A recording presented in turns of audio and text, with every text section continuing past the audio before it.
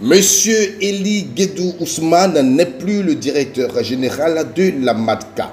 Il a été évincé et remplacé par Monsieur Seri Kano, administrateur des services financiers depuis le vendredi 18 avril 2025. Et pour cause, deux accusations graves pèsent contre lui. Premièrement, fraude contre la nationalité ivoirienne et ensuite, mauvaise gestion financière de la MADCA, mutuelle d'assurance des taxis-compteurs d'Abidjan. Dans une plainte adressée à Madame le procureur du pôle pénal économique et financier en date du 8 avril 2025, dont Canal Ivoire a reçu copie, M. Bakary Koulibaly, agissant au nom du collectif des propriétaires de taxis-compteurs, accuse l'ex-directeur général de la MADCA, M. Guédou Eli Ousmane, d'une série de faits graves. Usurpation de la nationalité ivoirienne, faux et usage de faux, mauvaise gestion financière et détournement de fonds publics.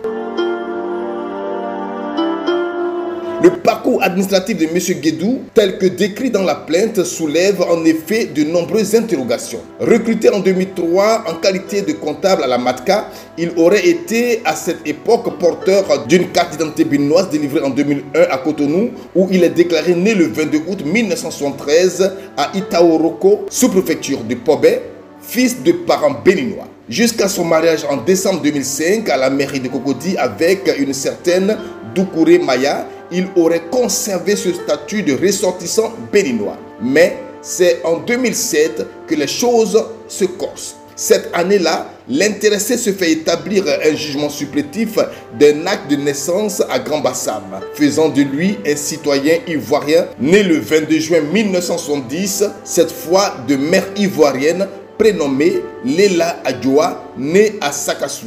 Problème. Les investigations menées par le collectif révèlent que ce jugement n'apparaît nulle part dans les registres de naissance officiels consultés par Maître Lazare Kouadio, commissaire de justice, mandaté pour un compulsoire. Sur le volet financier, les accusations sont tout aussi sérieuses. Selon la plainte, M. Guédou, à la tête de la mutuelle depuis 2014, aurait dilapidé les ressources des sociétaires, se livrant à des dépenses qualifiées d'inutiles sans l'aval du conseil d'administration. Il est notamment cité un marché de rénovation de peinture estimé à 250 millions de francs CFA avant la destruction de l'immeuble rénové à hauteur de 172 millions de francs CFA. L'affaire a conduit au licenciement brutal du secrétaire général du conseil d'administration qui s'était hasardé à interroger l'ex-directeur général sur ces anomalies. Toujours, selon le collectif, le nombre de véhicules sociétaires serait passé de 25 000 à seulement 9 000 sous la gestion de Guédou. Et le chiffre d'affaires de la MADCA, évidemment, aurait chuté de plus d'1 milliard de francs CFA en seulement 2 ans, de 6,6 milliards en 2022 à 5,2 milliards en 2024. Plus troublant encore, l'ancien DG ne disposerait, à croire ses détracteurs, d'aucun contrat nominatif ni de document officiel lui conférant les pleins pouvoirs sur les comptes de la MADCA.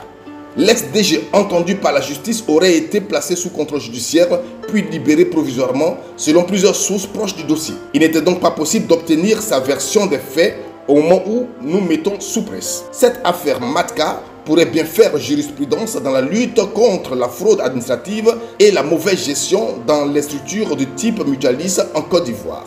Affaire à suivre.